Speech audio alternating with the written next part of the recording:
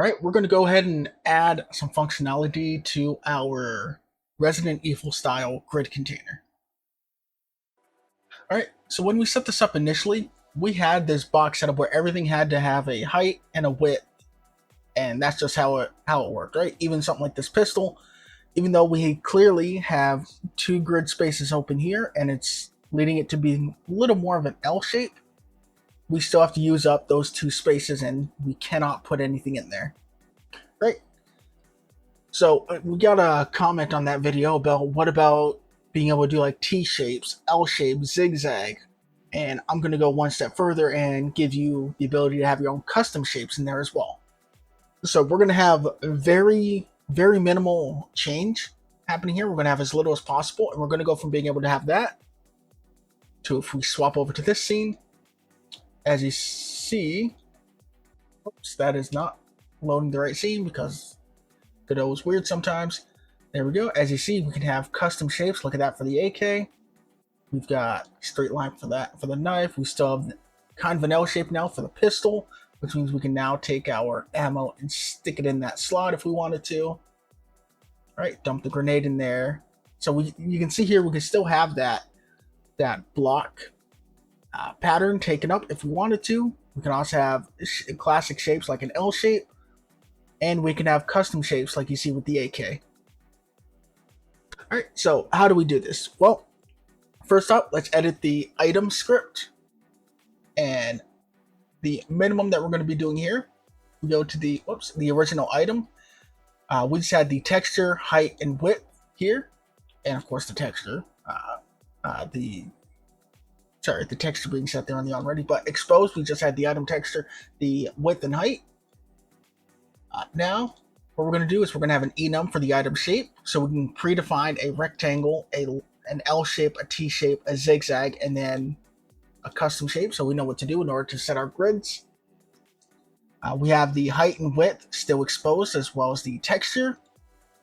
Only now we have an item shape, so we have a drop down, so we can go ahead and select an item. So, for example, ammo here.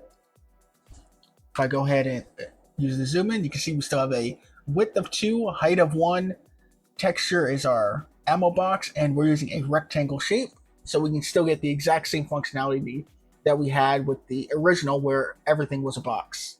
But you see we also have predefined L, T, zigzag, and we could select custom. And then we have our custom cells here that we could set up, which for a rectangle doesn't matter. Other than that, we went ahead and we edited our, I'll expand this just to make sure we see it. We have a get shape cells here now. And that's just gonna take our cell. We have an empty set of cells here. And based off of this, if we have a rectangle, then we're just gonna fill out every cell in the height and width, just like we would have before in our comparisons. We have an L, so if you want to define this L shape to be larger, you can go ahead and set the custom cells in here. Right now, we have, going off of this, we're going for a vertical L, so we have 3 slots down, and then 1 slot to the right for our L shape.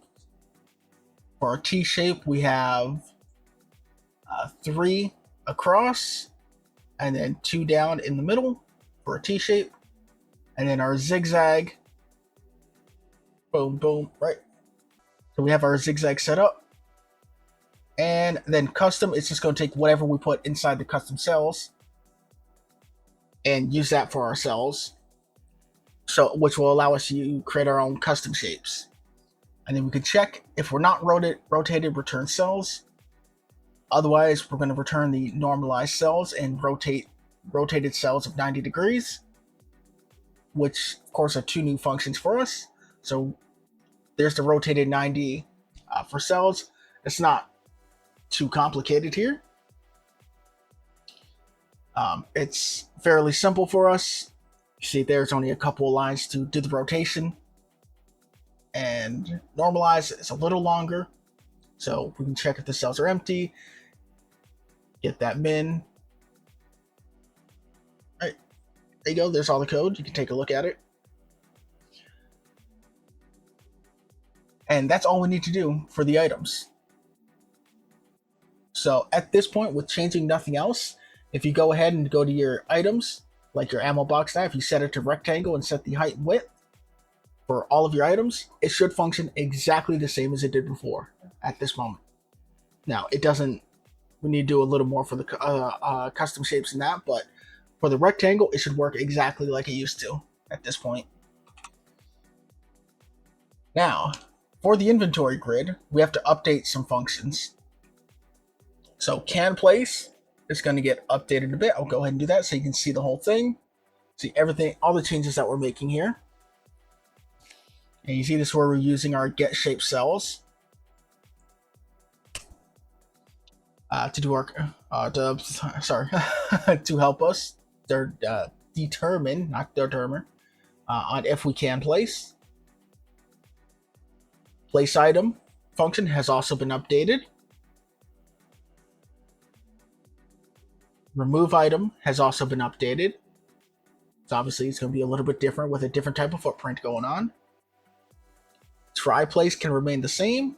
And update preview is the last one, I believe, that we're updating here. Get that all on screen.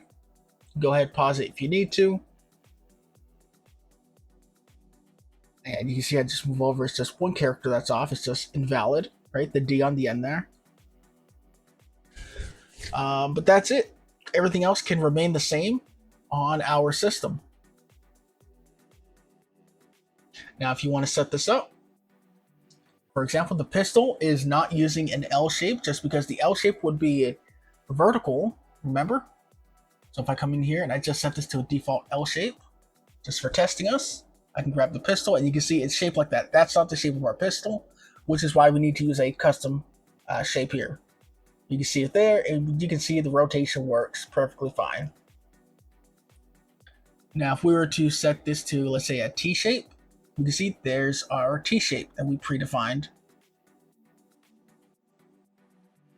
It's a little curious. That's probably just a bug just because it was changed while it was open. Yeah. So there you go. Just obviously don't change it in the middle of gameplay, but there you go. Boom. And we can place it. And we can see that works if we go ahead and grab something in here, right? Take up that T space. All we want. Perfectly fine.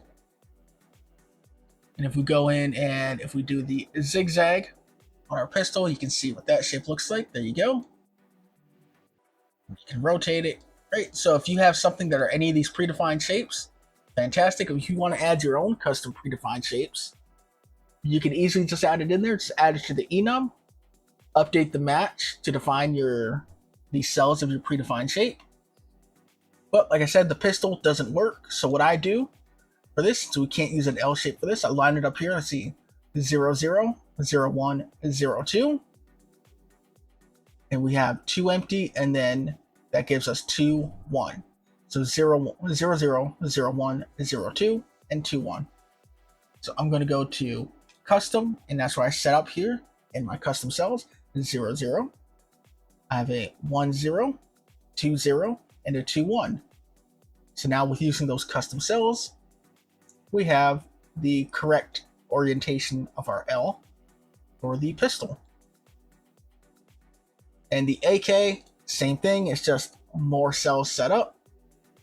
Because as see, as we bring this in, we can see the stock jumps into the bottom cell, so we have to take up 2 cells there. The grip or handle, whatever you want to call it, is taking up 2 cells, interfering there, and the magazine comes out and takes another cell there. So we do have to use most of that box, but we can keep these 2 slots free for being able to, if I can grab the right thing, tuck a little bit of ammo in there. You see, we can go something like that now. But there you go.